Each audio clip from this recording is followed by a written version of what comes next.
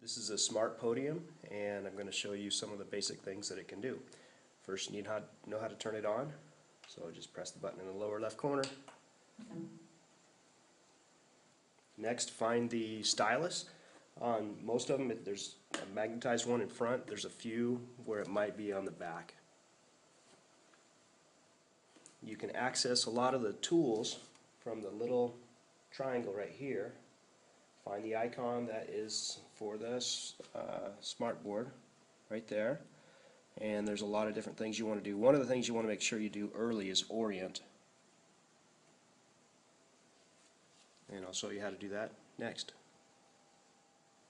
If you need to orient, basically all you have to do is follow the maze. Put the stylus on there until the blue shows up in the right spot, right about there, and then just follow the maze.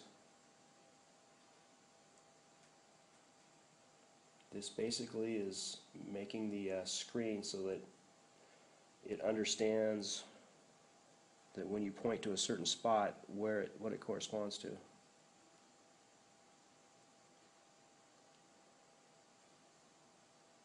Your board may already be oriented, so you may not have to do this step, but if for some reason your pin is touching in a place and it doesn't feel like that's what you're aiming for, then you can do this, orient.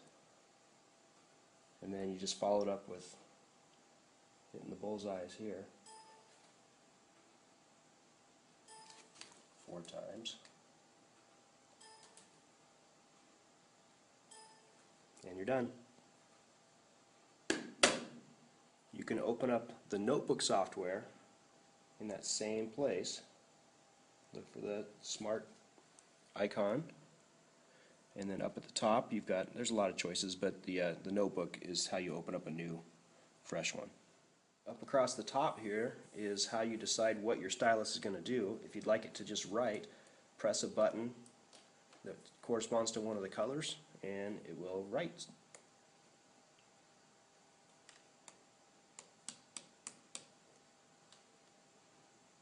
If you'd like it to act as a mouse, press the arrow button until it's highlighted. And now it will just go to wherever I point on the screen. Within the notebook program, you have some extra features available. There's a lot of them to play with down here. If you'd like access to a lot more colors, you can press that. If you'd like to get ready to type something, you can press that one. Here's something for drawing various types of lines. Here's one for a variety of shapes, a rectangle or a triangle, that kind of thing.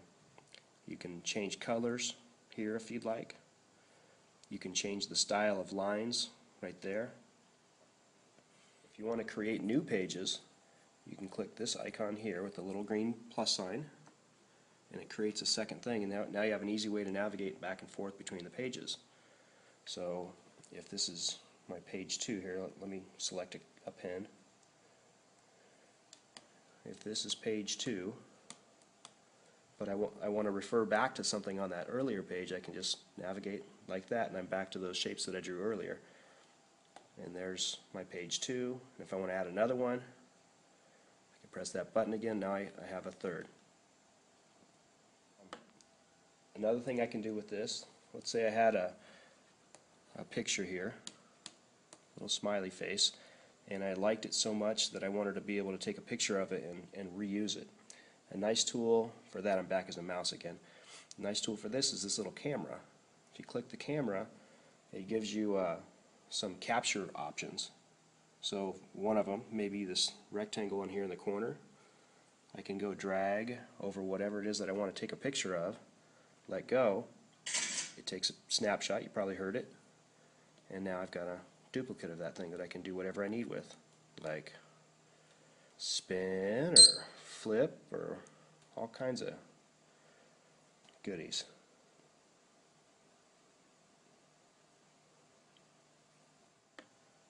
If you'd like to erase, there's lots of options. Just click the little eraser. There's different sizes if you want to do some fine things where you just want to erase small things. Whoops, like that eye.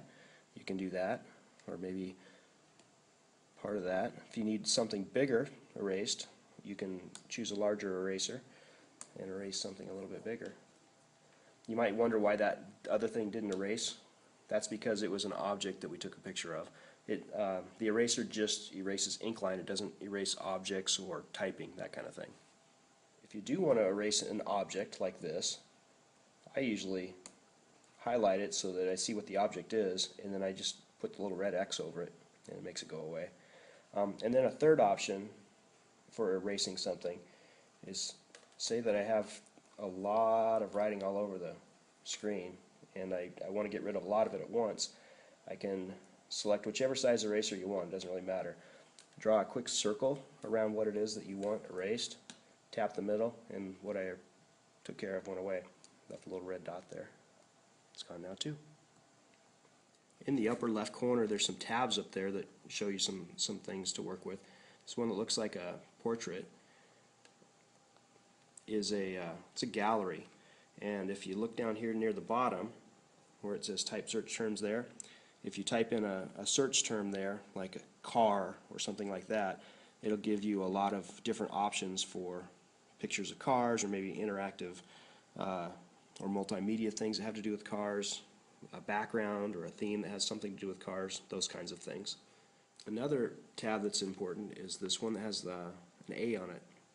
It's the Properties tab. I'll show you what that does here in just a second. So let's say I wanted to draw something. I'm drawing a pretty house. But then I decide I don't like a red house. I want it to have different properties. So I can highlight it, go back over and press that tab I was talking about, and it gives me lots of options there. So for example, I could change it into a blue house by just selecting that color, or I could make my lines thicker if I wanted to. That's the type of thing you can do over here.